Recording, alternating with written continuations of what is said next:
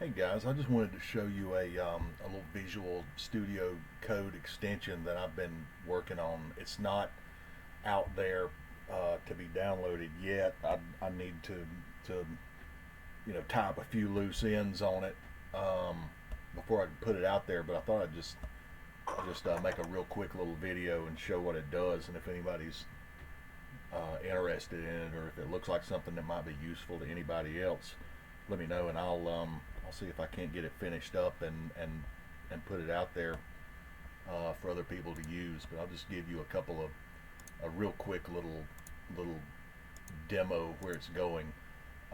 It doesn't do any code highlighting or syntax highlighting or anything like that. Some of the ones out there that do that are look awesome to me, so I'm not I don't think I really could improve on that. So any of the colors you see like in the text, that's something else doing it. That's some other extension I have installed doing that. But just to kind of give you the real quick view of what it does do. It ties it ties in the path to your emulator and some other tools so that you can launch your emulator directly out of Visual Studio Code. And just kind of an example, I have a couple of little basic files here that are nothing special or even useful. But this is just like a little game I started a long time ago that just draws a little plane, kind of poorly moves it across the screen just to is just kind of the start of a game that'll never be finished. But so in your little tools menu, it adds some tools you can use. Like CoCo emulator is going to send that basic file right to a disk file and then launch your emulator with it ready to go. So if we look at the directory, there's our game. We'll go ahead and load it. Sorry about this keyboard. I've got this clicky keyboard, and the microphone's right next to it, so it probably is just ridiculously loud. So,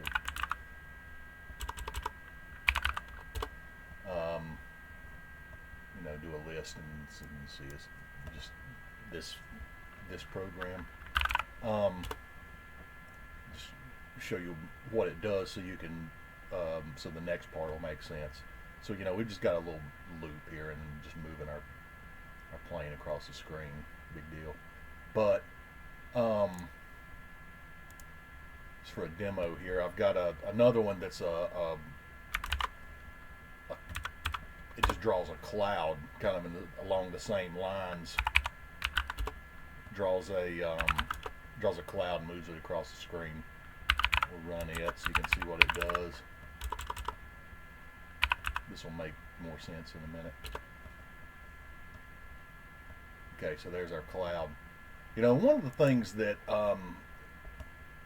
is really kind of a pain to me when I'm trying to work in a modern IDE and write basic is dealing with the line numbering. It's always been kind of a pain, or moving code around. And so what I'm trying to come up with something that'll make that a little easier. Like if we wanted to move this cloud, this little moving cloud, and put it into our game, all we'd have to do is just, let's see, we'll select our a few lines of code to draw the cloud, and we'll just stuff it in here right before it draws the plane. We won't worry about the line numbers. Just we'll just put it where we want to. And these are the couple of lines in the for loop that move it. So we'll just throw those in there, and then when it gets to the end of the loop, it put one last clear in here.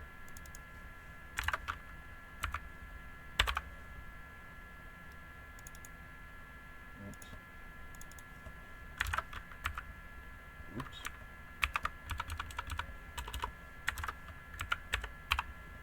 Okay, and so you can see our line numbers are just all messed up. But we've got our renumber function here we can go to, and renumbers it by 10. I need to put in an option so you can pick your line number, but renumbers it just the same way renum works on the CoCo. It realigns, changes your go sub lines.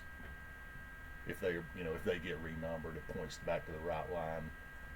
So now, if we save that and run it in our emulator,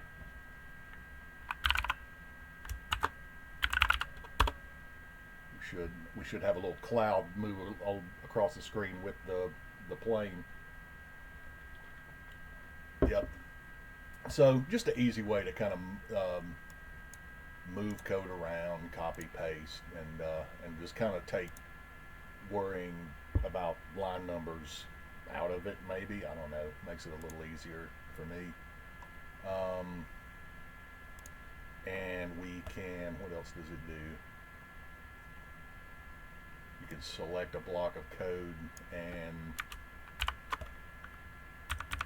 we've got a comment function that'll comment out, multiple lines, rim them out. So we could just rim out everything we just did.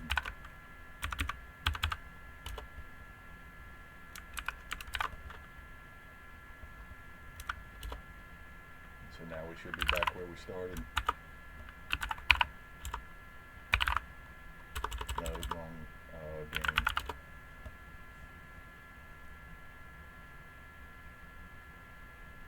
And now it's back to without the cloud.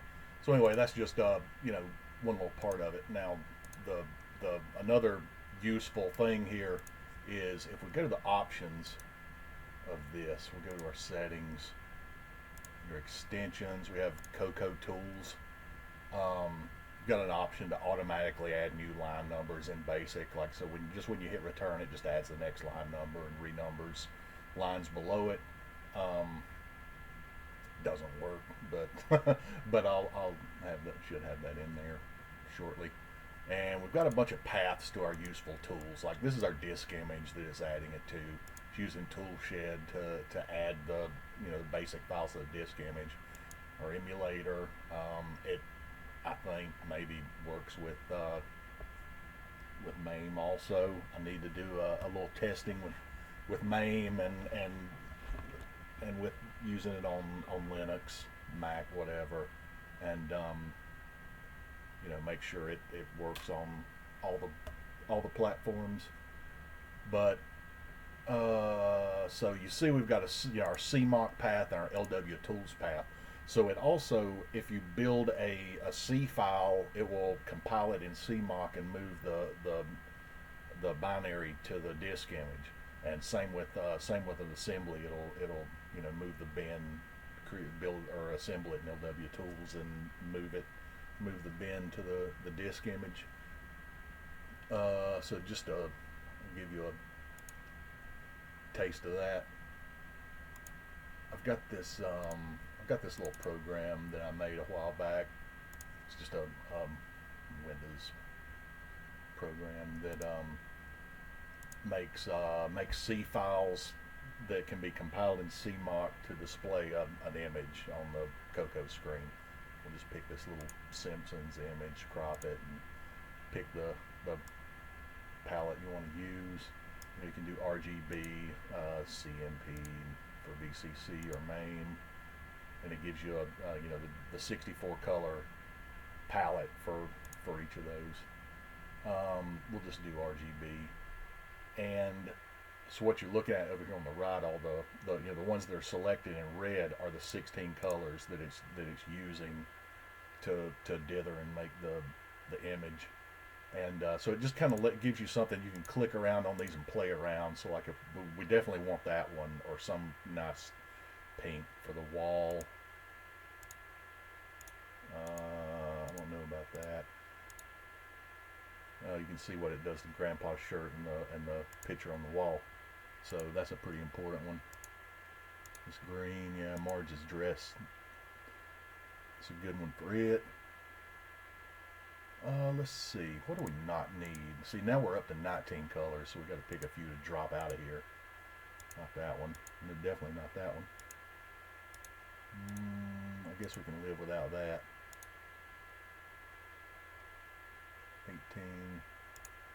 You know, and it's tough, but it's you know, to get it down to 16 that look reasonable. But it's kind of fun to play around with and click around on them. And you know, if you make something in Photoshop and stick to a known color from the palette, it looks really cool for it to, you know, because it matches it exactly and doesn't dither.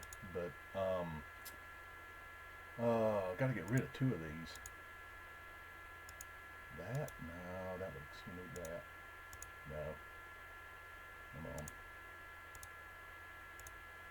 I think we can live without that. And one more. No. This isn't really what I was wanting to show, so we'll just pick that. That looks good enough. And if we click Build Output, I'll show you what it spits out here. Just so we've got our 8 C files and a basic loader. I'll open a couple of those in this and show you one more thing.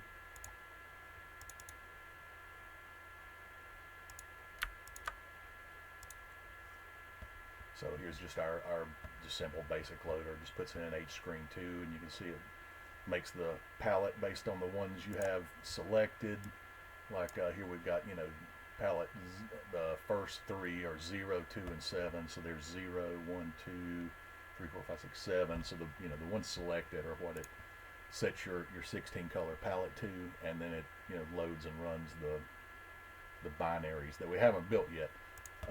So we've got a thing in here, a function now in our extension that's the emulator all files in current directory. So what that's going to do is whatever file is open, it's going to just send all the basic files to the disk file. Any C file it sees is going to compile it in CMOC. Any assembly file it sees is going to build it in LWTOOLS and just send the binaries to the disk. It's kind of slow on here. I've got Cygwin on Windows and CMOC installed in it, and it's curiously slow. And I need to have something in here. It says build failed, and it didn't. I haven't looked at that. So you know, you can see a few little things that need worked out there. You know, what we've got now, those are our leftovers from a while ago. So we've got our 8 binaries that it just compiled, and our basic loader. We'll go ahead and load it. You see it's the same as this, and if we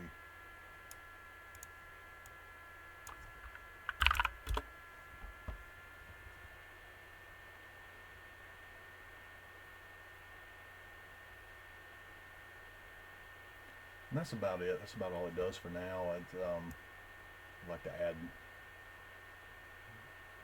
some more features to it and get it working on